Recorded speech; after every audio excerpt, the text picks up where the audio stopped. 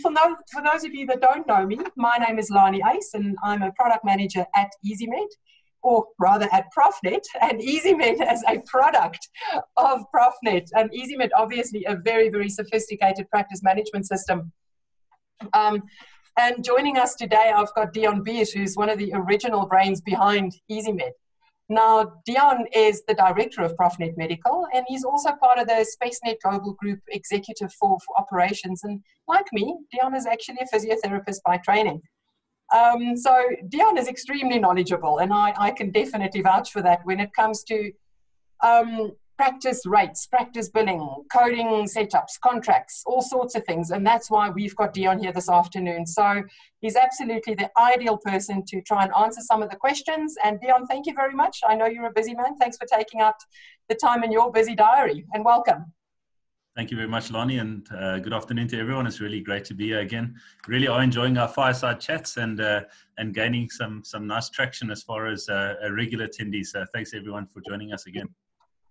Excellent. Now, of course, the session is sponsored again by the SpaceNet Global Group with the support of EZMed and Medici.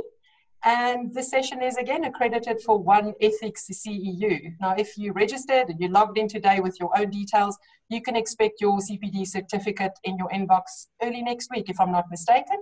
And I would like to just officially thank Wendy, one of my very, very close colleagues. She's sitting behind the black screen there for doing all the works with regards to setting up the webinars and getting those certificates out to all our attendees. Wendy, thank you so much.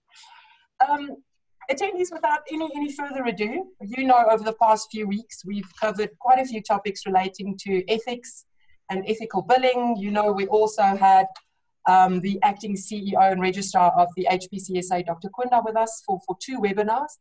And should you, again, just wish to go and watch any of those previous videos, just do so by going to the webinar tab on our website.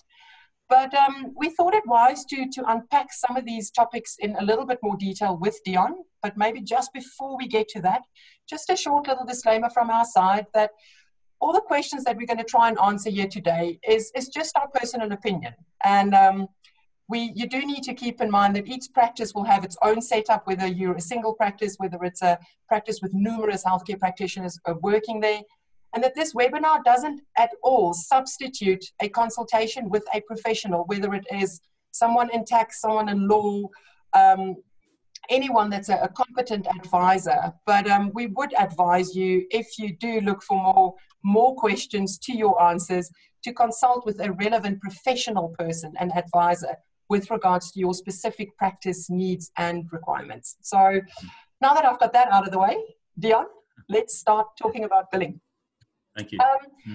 And perhaps you can just start by unpacking, if I'm a practitioner in private practice and I need to determine some of the rates in my practice, how do I go about doing that?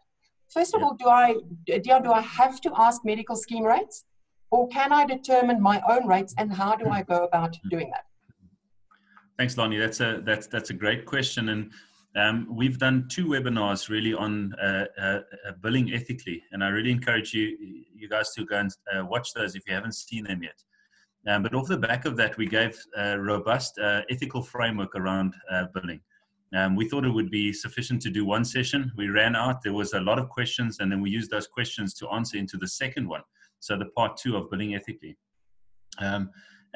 Even with both of those webinars, I got numerous phone calls, and phone calls were often lasting close to an hour, where practitioners were saying, we heard what you said about the ethical framework, but how do I go about this practically? So we just thought that it would be valuable to unpack, once we know the framework, how do we actually navigate within that, and what can I do for my practice specifically? So that's really what we wanted to unpack today as one of the core responses to your questions. And then there's numerous others as well, and I'm sure others will come as we go along. But essentially, what we're finding a lot is that, no practitioner, or very few practitioners, go out there to maliciously try and defraud a medical scheme or patients. I think the vast majority of healthcare practitioners are out there to do the right thing for the patients and to do the right thing for their practices. But I think very often, many practices go in saying, I want to be a practice that charges medical aid rates because my patients can't afford to pay cash and claim back from their medical scheme. So I'm going to take that presumption that I'm going to be charging a medical aid rate. So that's the one decision that's made, and that's parked. That's taken as an assumption. And then a second conversation happens around what kind of practice do I want? What kind of salary do I want to earn? Where do I want to practice? What is the cost of running my practice? I'm interested to get that piece of equipment because there's good evidence to support the use of that equipment. It does cost a lot of money, but it's going to augment my practice. And that conversation happens on the other side. But the two don't meet. And so practitioners find themselves in a pressure situation where they've got this ideal of what the practice is and how it should look and the services they deliver. They've got this idea in their heads of what they want to earn every month. And when the two don't match, they're sitting in a predicament. They've got payments to make, they've got rents to pay and so on. But at a medical scheme rate, they're struggling to find these two matching. So then there's that temptation of trying to find a way of maximizing this income, but still staying within a medical scheme rate. And that's often where a creative billing might creep in to say, how can I actually work the account to make sure that the scheme will still pay within the medical aid rate because I need to fulfill this requirement in my practice and running that. And that's where you find yourself in a bit of an ethical dilemma. So I'd like to suggest a step away from that to say, how do we actually navigate this to avoid that kind of scenario? I think the one thing is, whenever one's looking at new equipment, one has to look at the return on investment on that equipment. How long can I use that equipment for? How long would it take for me to get that money back from that equipment investment? And can that be floated by my medical scheme or my billing policy that I've set up for my practice? Is it affordable? Do medical schemes even pay for that intervention? So that's one component of it. But I'd always encourage practices to go back and say, what does my budget look like, or what does my financial forecast look like for my practice? And surprisingly, very few practices are doing this. We need to go back and say, in my practice, it's going to cost me this much to pay the rent. It's going to cost me this much for the water and lights. I'm expecting a salary of the following. I'm running all my expenses through, and I'm also going to say, what is my return on investment? What is the profitability that I'm looking for my practice? And I think as healthcare practitioners, we're often very scared or shy to talk about the money elements. You know, they must kind of solve themselves for themselves. But putting in a margin and saying, I'm expecting a 20% or a 30% return profitability margin within my practice for the efforts and the risk that I take as a practice and a business owner. I think the only regulatory framework we've got around that is where the previous Minister of Health was saying we should not be profiteering from our practices. But it doesn't mean we're not making a profit. We have to make sure we're financially feasible and that there are profit margins that we can reinvest or decide how we manage that money to continue the longevity of our practice and look at future-proofing that practice, making sure we're around still in the future. And those conversations need to be had. So drawing all of that together and coming out with a rand amount at the bottom saying, this is what's going to cost me to run my practice, including my salary and my return on investment. That rand value then can be translated to say, I plan to practice 5 days a week. And I plan to see a patient every 45 minutes or every hour, and I plan to see 8 patients in that time. You can then do the calculation to say, what would that ideal when I'm at saturation point? How many, if I divide the one by the other, I can work out what my rate should be more or less for that time. And from there, one can decide and say, okay, if my rate is worked out from here to say, I need to be earning 500 Rand an hour or 700 Rand an hour, whatever that number works out as, to make my practice work the way I've structured and dreamed it to be, then I can look at the medical scheme rate and say, well, is the medical scheme rate the 500 Rand an hour that I'll be getting for this? If it is, great, then you've got to, then the two have met. If it's not, then you need to consider whether you go cash practice or if you go private rates, that you're charging a rate different to the medical scheme rate. If you really do want to charge the medical scheme rate, then you need to go back and say, well, then I need to reconsider my equipment costs, where I'm practicing from, how do I manage my expenses to make the two meet? But I think the important thing here too is not to get to a point where you're saying, right, my rate is now 500 Rand an hour, regardless of what I'm doing with that patient. Because it is critical that we actually use the codes and that we bill for the patient that's in front of us, diagnose the patient that's standing in front of you. Find the ICD-10 code that's appropriate to that patient, treat the patient, and afterwards bill for what you've done. I think it's very dangerous where we have these preconceived codes or these baskets that we say, this is how I bill for this patient, that's the codes, this is the rate, and that's what it comes out at, regardless of what I've done with the patient or how much time I've spent. The two need to meet. Your clinical notes and your interactions with the patient must be justified by the account that's being rendered and the claims that are being put forward, Lonnie. So I think it's critical that we balance all of that. So I think that's the first exercise that we need to do before we then delve into the next step about how do I actually scope and contract with the patient on those rates that I've determined. So a long answer to a short question. Should you be charging medical rates? Can you charge your own rate? Absolutely, you can charge your own rate. In fact, the Competitions Commissioner would encourage you to go out there and decide what is the rate that you need to be charging for your services and compete with other practices, both on service and value as well as on price.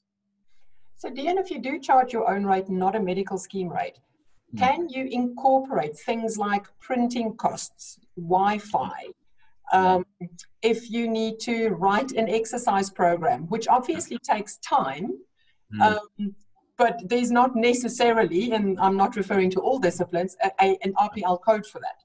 Sure. Again, what's important is that if you use your Wi-Fi example, or a practice that decides they're running on EZMed, they're doing manual claims, they now want to up that and add on EDI functionality to electronically switch their claims to a medical scheme. The temptation would be to say, I've now got an additional cost. What I'm going to do is now take this cost and add that on a per line basis. But we should actually go and say, let me review the costs of my practice. Let me go back to this Excel sheet that I use to do my financial forecast and say, now with an EDI functionality, I can expect the following costs to be added to my practice, and then rework out what my rate is then that I'm charging for my patients. And the same would apply for whether it's Wi-Fi or whether it's an upgrade to your practice or whether it's buying new equipment. You need to constantly balance what you're charging to make sure that at the end of the month, you're getting that revenue that is required for the services that you are rendering. So yes, I think that exercise of continually going back and saying, is my fee appropriate for the services I'm rendering in order to justify a valid and a long-standing practice? Okay. We need to be going back to that conversation. Dion, there's a question that came in from an anonymous attendee. If I charge medical schemes rates, do I then have to comply with the billing rules? So we're moving a little bit away from the rates and more talking about rules. Or can I change the rules to suit me? Well, so there's various views on that. To me, the most important thing to do is to have a central reference point that is an industry understood and an industry accepted framework that we're billing against.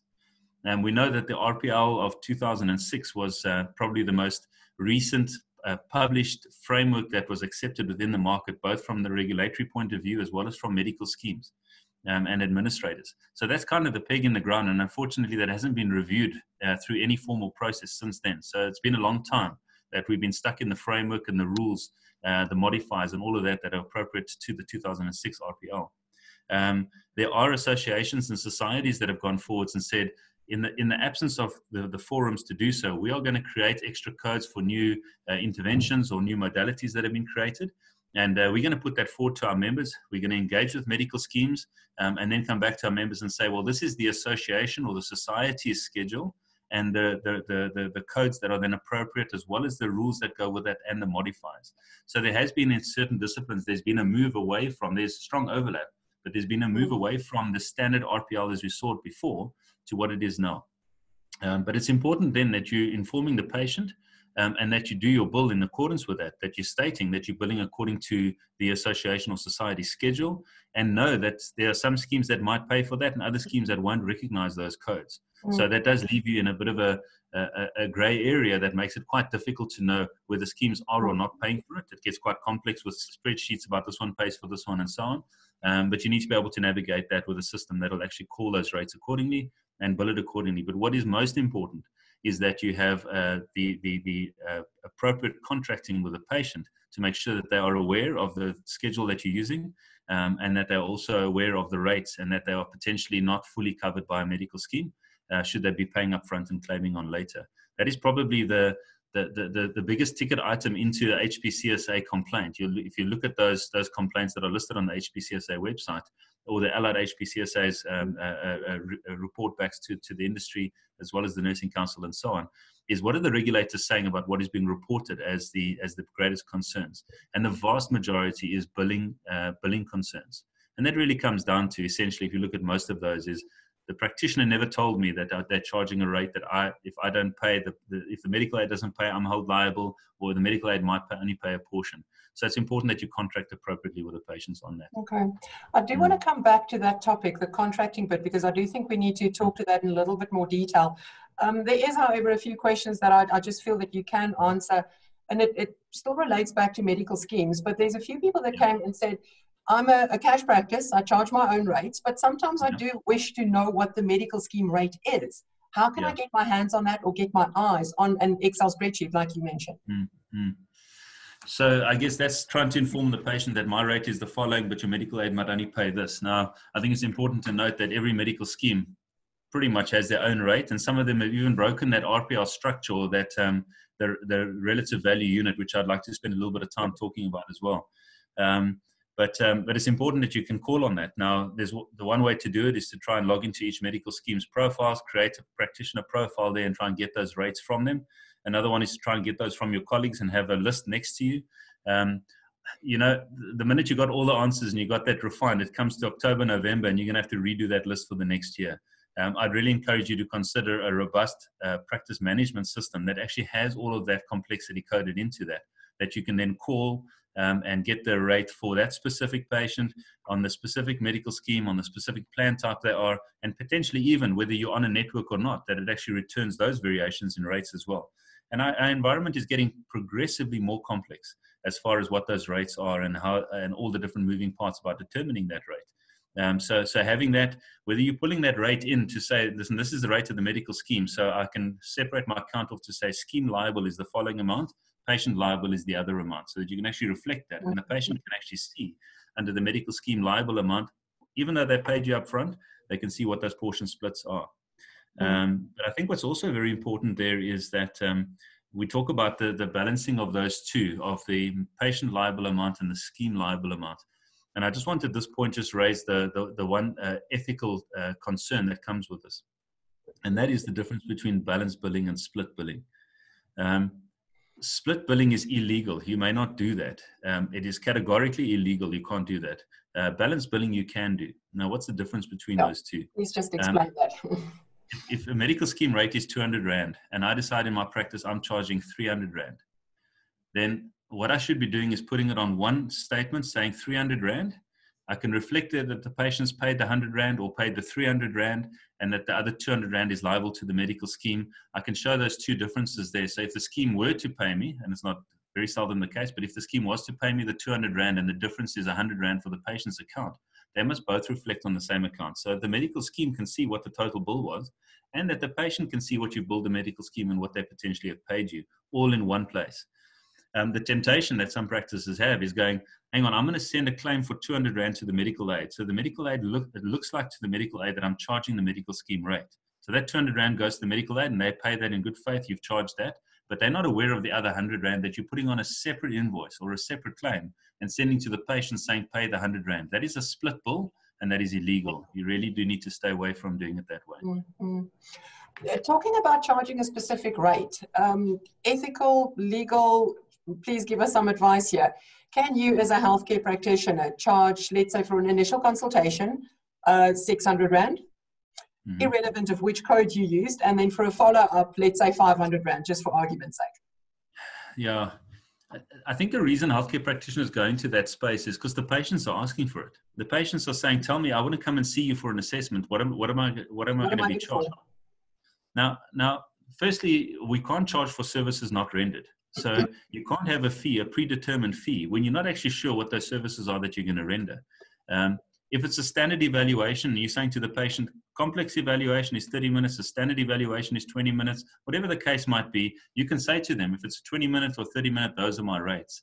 But I will charge you according to what I do, because we're still in a fee-for-service model. Our structure is still fee-for-service. So you can only charge for the services that you render. Now, you could probably be pretty accurate in an assessment to say that's what I'm going to be doing. But in your patient, you're going to be responding to how the patient reacts, how long they can tolerate the session and all of those. So you must be sure that the bill that you render at the end of that reflects the service that was rendered as a fee for service. I think that the fee for service model needs to be challenged. I think we need to look at alternative ways of doing that. I think we need to look at where the risk is managed and how that's managed, and look at a fee for outcome or a fee for value, so that we can also back ourselves as far as the services that we are rendering.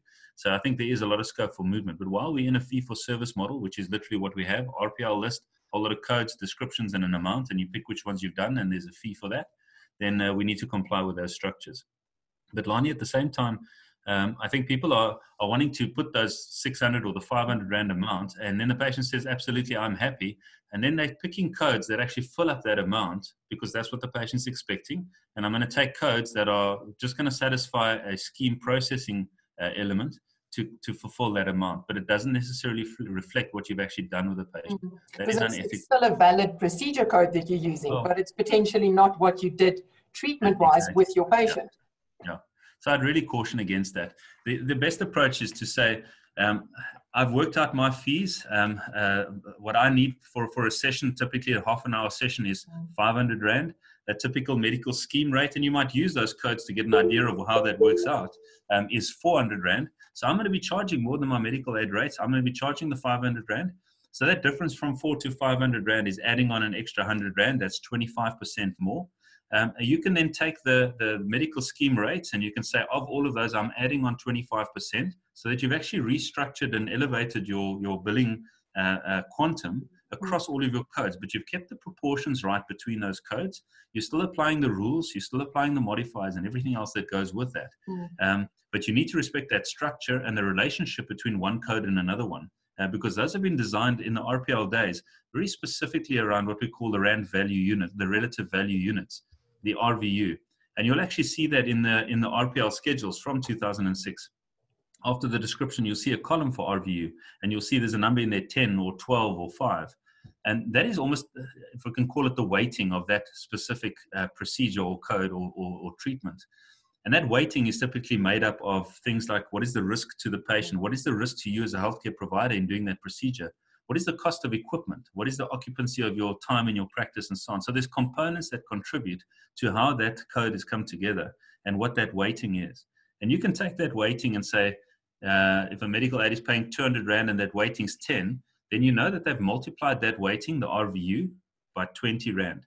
And that 20 Rand is then added to all of those. So if you've got another one that's 20 units times 20 Rand, your fee is going to be 400 Rand for that. That's the Rand conversion factor. Hey, yeah. So you've got your relative value unit, a Rand conversion factor, and then a price. And typically there are some schemes that have broken that structure, but typically that is the process that was distilled in the RPL process, where you then factor that, and the scheme will then decide what that Rand conversion factor is, apply that across those, and that's what that rate comes out at. Now, you as a practitioner can go and say, a Rand conversion factor of 20 doesn't work for me. A Rand conversion factor of 25 Rand works for me because I'm adding on that extra 25% or whatever that percentage is. And then you add that across all your codes. So the whole code set then moves up and it maintains its proportions. And you've now got your own personalized rate schedule for your practice. Now, you can do that in an Excel. You can try and import that in. But there are systems, again, and Esti, thanks for your comments on EZMed there. There are systems that make this stuff really easy for you. And you can then take it and say, I'm gonna choose the BankMed rate, and my rate is going to be BankMed rate plus 20%. That is my policy that I'm applying within my practice, and that's my fee. Or this is the RVUs. My Rand conversion factor is going to be the following, and that calculates into your system, and that is then the rate that you're charging. Does the opposite apply as well? Because you keep saying about adding a certain percentage. What if you are sitting with a less affluent group of patients and you've got it in your heart that you are prepared to charge them less than a medical scheme rate or your practice rates? How would you cater for something like that? So I think it would be very important to ensure that you've got a feasible and viable practice at that rate. So again, if you've done your calculations and you want to run it as a non-profit organization, and I say that in all seriousness, or if you want to run it at a lower salary because that you don't need that sort of return on your labors, then you're determining your own rate. I know that there are some colleagues that jump up and down and say, it's not fair, surely it's unethical. This guy's open next door to me and he's charging half the price to me. I mean, what is this going to do to my practice? I'm afraid that's the reality of a capitalist environment and competition. So if you're able to render your services at a better price, but I think we must also be cautious, is that we're not having to go into a price war is different to having a value conversation. And I think we should be looking at the value of our services. In other words, how much am I getting for the Rand that I'm paying for it? How much bang for my buck am I getting? That's the conversations patients must be led to having. To saying, I don't mind paying a little bit more because I'm getting good value. And the same applies if you're going to reduce your rates. I think it's important that you don't then erode the services that you're offering purely to try and run down to a lower rate. Okay. Thanks for that, Dion. Another question that came up, and someone contacted us earlier this week, was with regards to group sessions. And let's think of a chronic population patient. They need to come for regular sessions, whatever the case may be. Let's say it's a cardiovascular group of patients. Can you, and you know they're going to come and see you 3 times a week for an hour and a half, Monday, Wednesday, Friday. Can you give them a discount but still charge them perhaps on a monthly basis? And they have to come in advance? Or? I can see the temptation there. And, you know, you might have a regular patient, as you say, who's a chronic patient coming back, and they're regularly coming for 3 sessions a week for the month. And they basically saying, and this often happens in a non-healthcare environment, you know, whether it's home visits or whether it's a gym environment, and possibly even in your rooms. And they're wanting to pay up front like they do any gym membership and say, well, I'm going to pay you that fee, knowing that I've got access to you 3 days a week for the month. That is a price model. It is a way of approaching business. But if you're behaving as a healthcare practitioner, you've got to comply with the regulatory requirements within that space. And the regulatory requirements state clearly that you cannot charge for services not rendered. You can't get a patient to pay upfront for services because you haven't rendered that service yet. So I think that's the one concern. The other one is you're not guaranteed how often they're actually going to be coming in. And now they've paid up these fees up front for those services. And then the third thing is, you know, I don't think while there is a routine to some of our healthcare interventions, we're constantly reviewing and assessing and flexing accordingly. We're in a fee-for-service structure.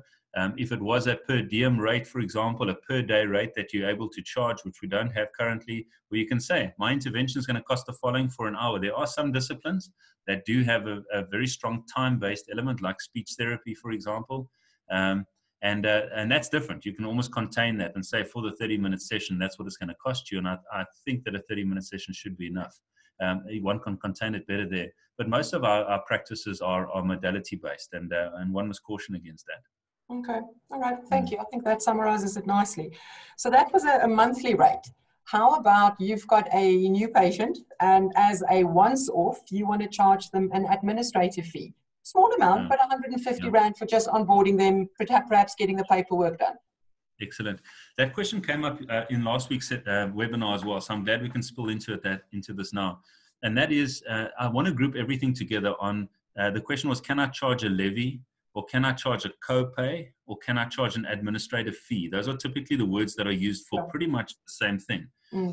Essentially, if I have to give you the straight answer, you as the healthcare practitioner cannot charge any of those. And this is straight from the HPCSA's regulatory frameworks. You as the practitioner cannot charge a copay or an admin fee. You need to go back and say, what is my admin fee now? The EDI cost, for example, switching your claims electronically is an example. That's an additional administrative fee that you're going to have in your practice. Go back to the drawing board and see if the medical aid rate works for you. And if it doesn't, restructure your tariffs accordingly. But you can't tag it on at the end. You can't just top it up with that. So essentially, when I said you can't charge a copay or a levy, there could still be a copay or a levy effectively. But you need to determine your rate. So if your rate came to 320 Rand for that intervention, and the medical aid only pays 300 Rand, then there's effectively a 20 Rand copay. But who determined that 20 Rand copay? Your fee is 320 Rand. The medical aid is only paying 300. So the fact that they haven't met your price, they've created the copay of 20 Rand, not you. That is your price. Yeah. Because if you think about it, if you're saying I'm going to add on 20 Rand to every treatment, one medical aid pays 300 Rand, you add on 20 Rand. So the patient's paying 320. Exact same treatment, but the medical aid pays 320. Now you're adding on another 20. So patients come in with a richer benefit, a stronger insurer who's going to actually pay your rate. But now you're also loading on 20 Rand again on that one, which doesn't make sense. So you need to determine your price, and any difference in that price to what the scheme is going to pay becomes your co-payment. Okay. I think I've got that. Thank you. Talking about additional rates, let's talk about rates relating to traveling. If you perhaps need to go and do a home visit, I know there are some healthcare providers who's willing and able to travel quite far. Let's say it's in a nearby town and they need to drive there for an hour. At least they see 3 patients in one morning or in an afternoon. But how do they go about claiming for that? Because I know if you look at the RP schedule for all disciplines, there's not a traveling code for all of them. So I think it's sort of a two-sided question. First of all, how if you do have a code, do you add AA rates and per kilometer, or if you don't have an RPL code, how do you accommodate that in your practice? Because surely that's a lot of downtime for you, and it's sure. Yeah, I think firstly it's very important that you ensure that you contract with the patient and that they're aware of how you're billing for that home visit. We'll talk about that. Yeah, so that's crucial. Secondly, if it's your choice to provide home-based care, we do know that the ability to see the number of patients that you can see in a day is going to change dramatically, because you actually now managing the travel costs. You're not having a patient coming to you in their own time and that they scheduled in to see you, and you can then effectively see more patients. So again, I would take you back to your calculations to say, this is the amount of money I need to get in every month, but instead of seeing 10 patients, I'm going to do a home visit. So that reduces it down to 5 patients that I can see in any one day. And you're going to have to then recalculate your rates to cater for that. But that's brought in your general planning. It's not a thing you tag on at the end and hope that you can charge for the fact that you could have seen a patient in that hour. Now you're driving. Now you want to charge the patient you're going to for that patient treatment that you actually didn't do, but that you could have done while you're driving. That rationale doesn't work. But what you do need to go back to saying is, because I'm driving longer distances, I need to factor that cost into my cost of my practice. My cost is still the same. I can see less patients, so therefore my fees are higher than a medical aid rate, or they are the following rate, in order to cater and compensate for that loss of income because I'm traveling around a lot. So you need to factor that in and say, typically I'm spending 20% of my time on the road in a day, and factor that into your price for your practice. So that's the first part. The second part is your RPL schedule may indicate that there is a code for traveling, or a modifier indicating there was travel that took place. And there might even be a rate that says you can charge for, or at least an indication to say you can charge for any kilometers over 16 kilometers, I think is some of the traditional stuff that's been in the tariff schedules. At the AA rate, I encourage you to go to the AA website and actually go and look, because the AA rate is very specific on what car you drive, sort of the size of the engine, the age of the car, all of those things. And it caters for things like cost of tires, insurance, and all of those. It's not just a petrol compensation. Yeah. So work out what the AA rate is per kilometer for you in the vehicle that you're using, and make sure you communicate that to the patient. And even though it's in the RPL schedule, it doesn't mean a medical aid is going to pay for that. In fact, I think in most cases, schemes don't pay for travel. So contract that with the patient. I think it's short-sighted. I think we should be getting healthcare practitioners back into the home-based care. That should be an alternative option. And very often, just because the medical schemes don't pay for that, practitioners don't do that. But we need to be defining what the healthcare environment is that we want to work in, and contract with our patients accordingly. Okay. Before we get to contracting, one more question that relates to cancellations and did not attend. Is there a time frame where people can either cancel or let you know that they're not going to come? Can you charge? Can't you charge? Can this go to the medical scheme? Sure. So absolutely. So I think the confusion came in here because the HPCSA did in fact send out communication, and it was around the time of the Consumer Protection Act being promulgated. And the HPCSA quite a few years ago said you can't charge for appointments not kept. But the Consumer Protection Act most certainly states that you can. And so there was a bit of a rollback to say, hang on a second, we're not quite sure that was a solid statement to make from the HPCSA. So we actually did ask that question on a public platform with the HPCSA on one of their road shows, and they came back with a very clear directive to say, yes, you can charge for appointments not kept. But what's very important is that you contract the patient appropriately here again. The patient needs to know that should they not cancel the appointment within a certain amount of time. Now, what is that certain amount of time? That differs. That differs per discipline.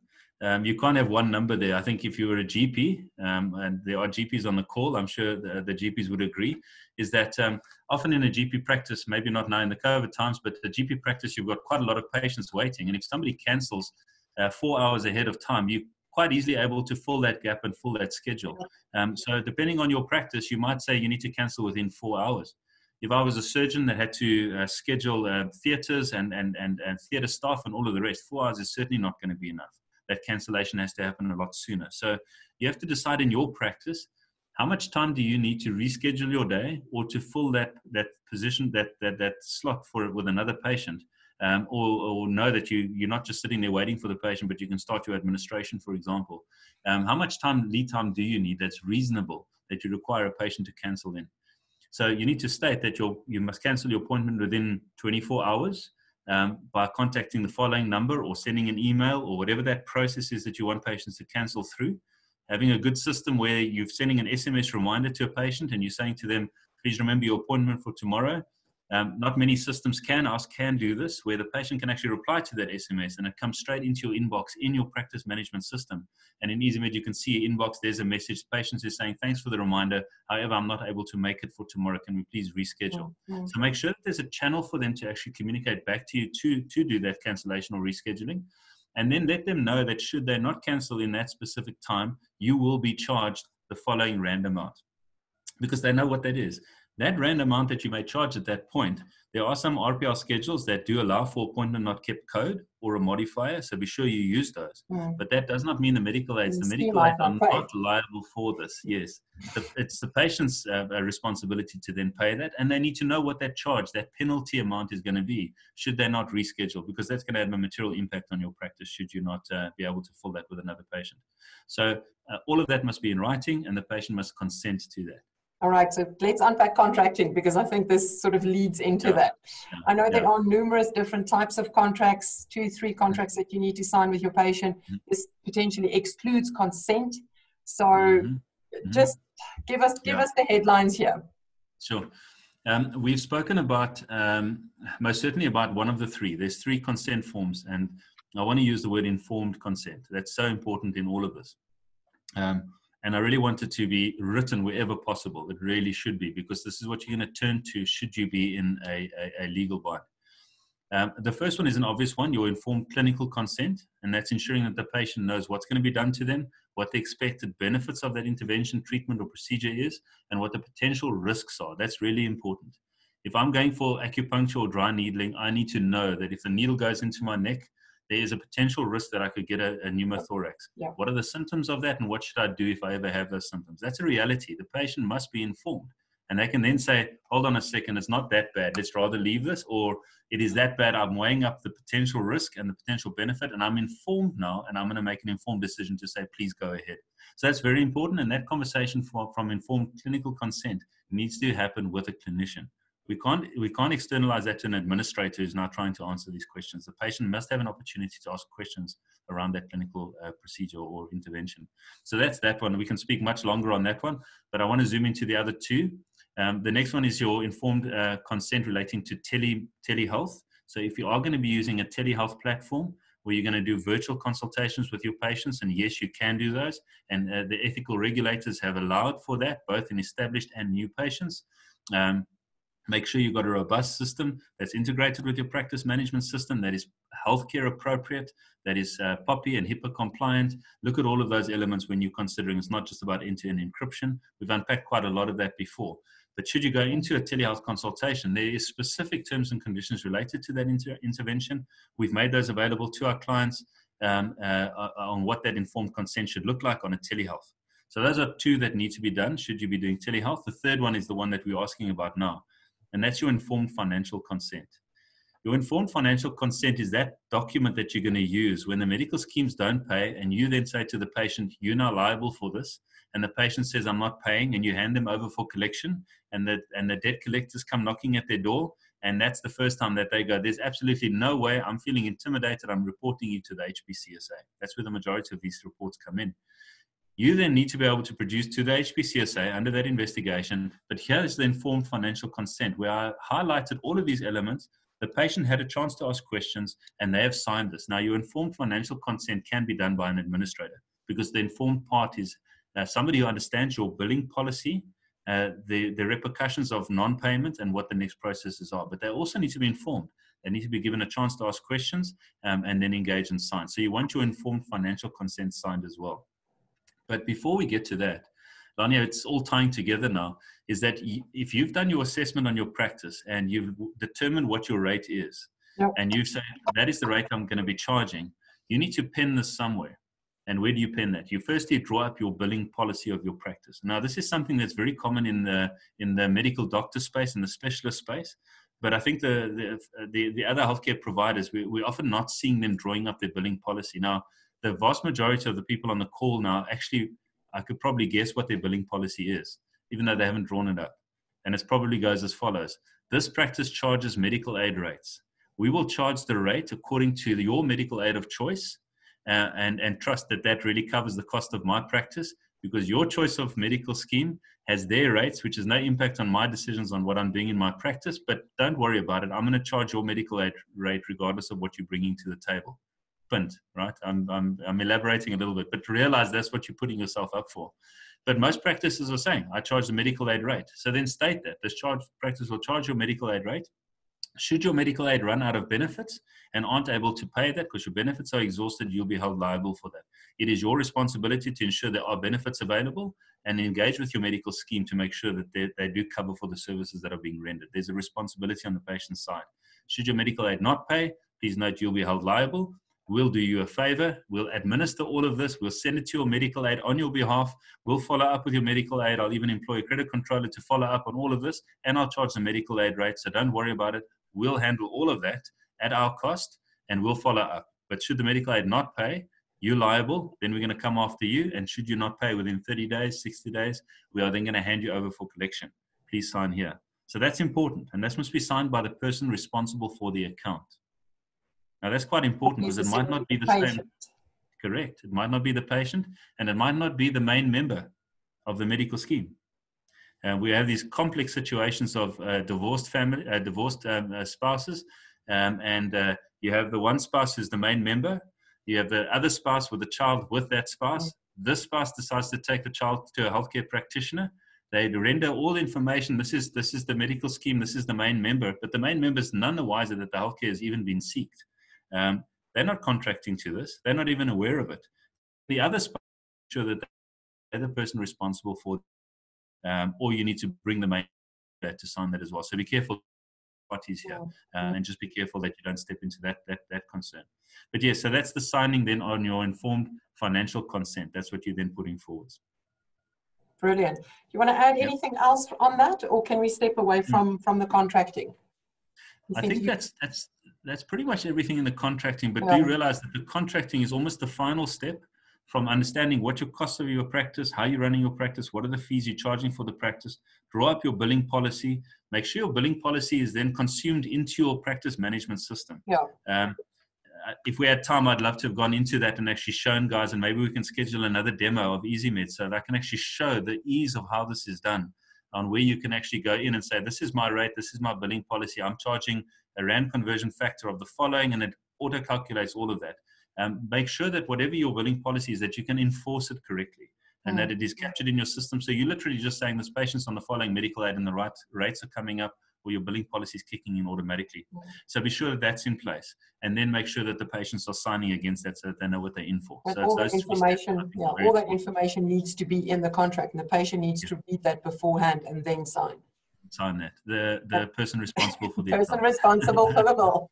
Let me correct myself. As I said it, I knew all this is wrong. You mentioned a word which is always a little bit of a buzzword in these times, and that's telehealth. Quite a few healthcare practitioners have phoned us and contacted us and say, what sort of rate do I ask for a telehealth consult? Which codes do I use? Should it be the same as a medical scheme, or my practice codes? Should it be reduced? Perhaps just your thoughts around that. Sure. So I think the first thing we've seen is, I would firstly caution on the assumption that your telehealth consultation costs you less. It's an assumption. It might be a proven assumption, but go back and do the numbers.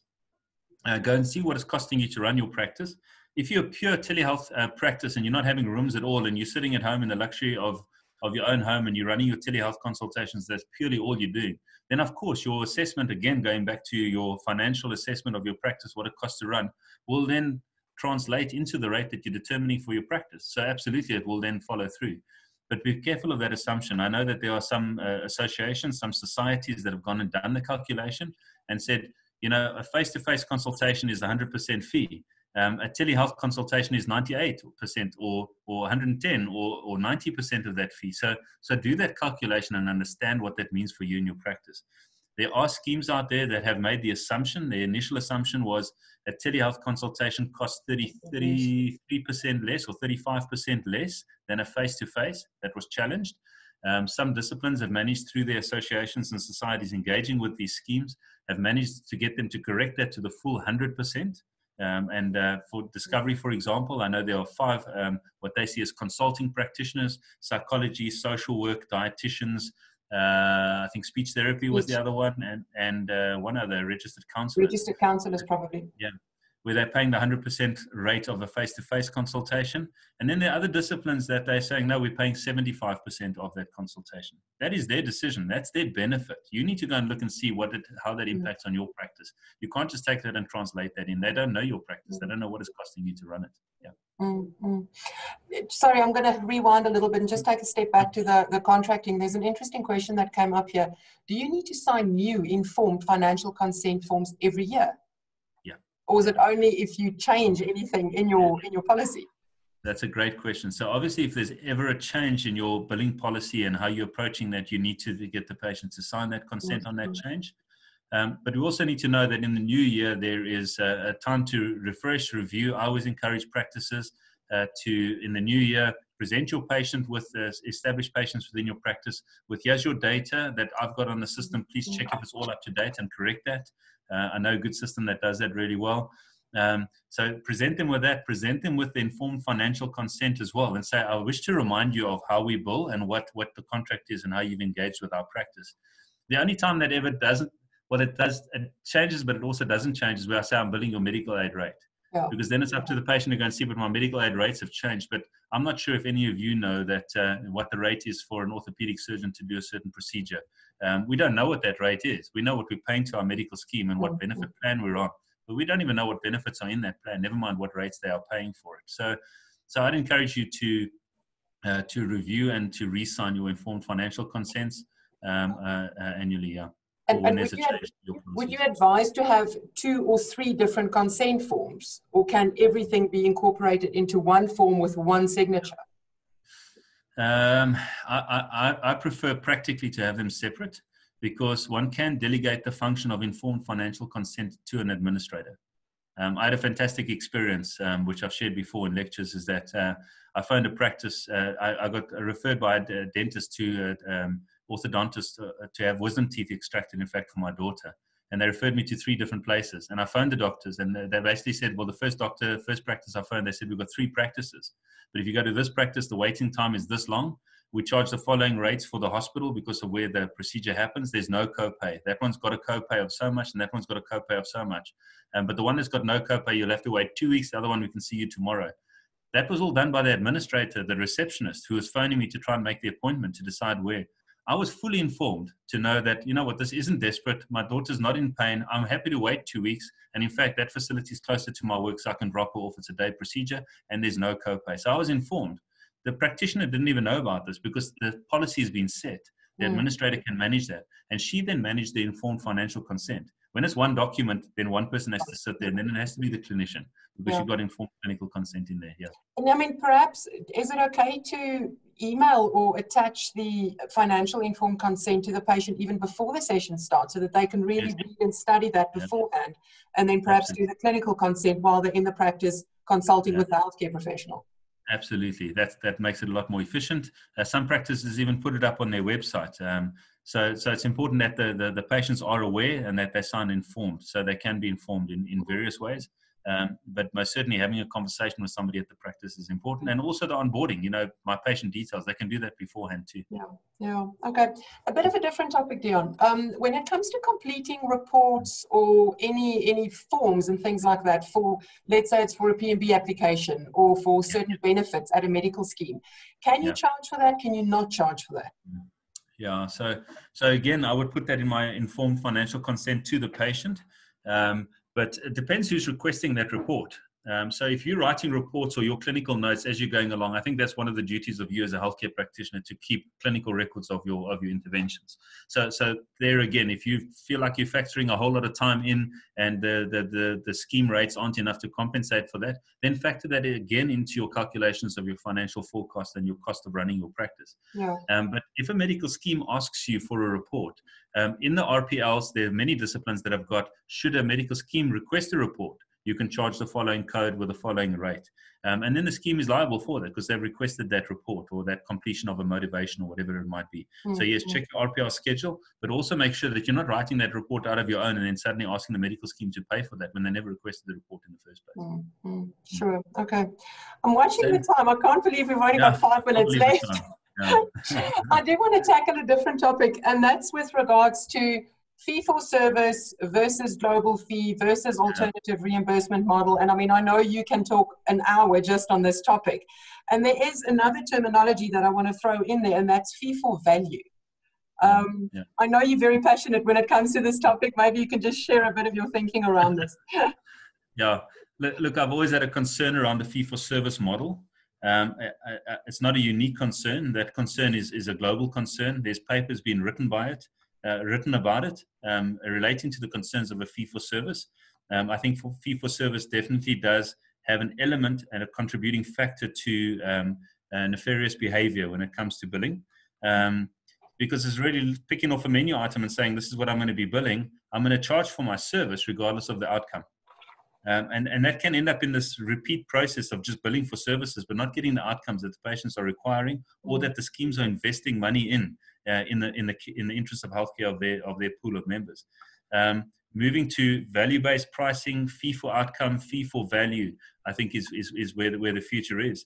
But it's going to require bold steps from us as healthcare practitioners, because we now need to put skin in the game.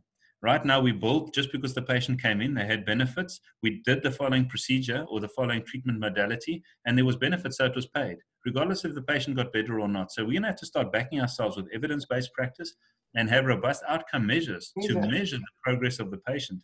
And when we've got skin in the game, we also need to know that there must be an upside financially for us as well. So it is a long debate. I'd love to have a dedicated webinar on just that. I think we could have some very interesting debates.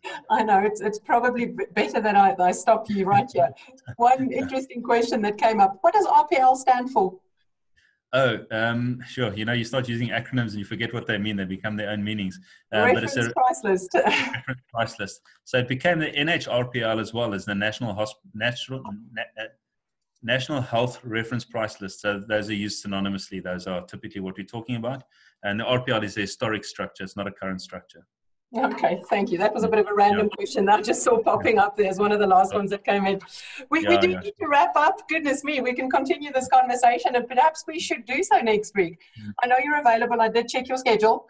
I was thinking, look, I haven't thought about a topic yet, but perhaps we can unpack a little bit on how to set up your practice, how to start, how do you incorporate telehealth into that? So if I don't get any other ideas from the audience attending in either the Q&A or the chat functionality, we might just go with this. So please feel free, drop us an email, drop us a line in the functionalities here. If there's any other topics that you guys are interested in, we can source some key opinion leaders that can talk to us, that can talk to you as an audience, and we would definitely like to hear from you. Thank you so much. Dion, thank you. It was an amazing conversation. If I was still in practice, I would definitely feel a bit more geared, informed, and empowered to manage both my practice and my patients more efficiently. So I really appreciate your time. Thank you. It's a big pleasure. Thank you, Lonnie. And thanks everyone for attending.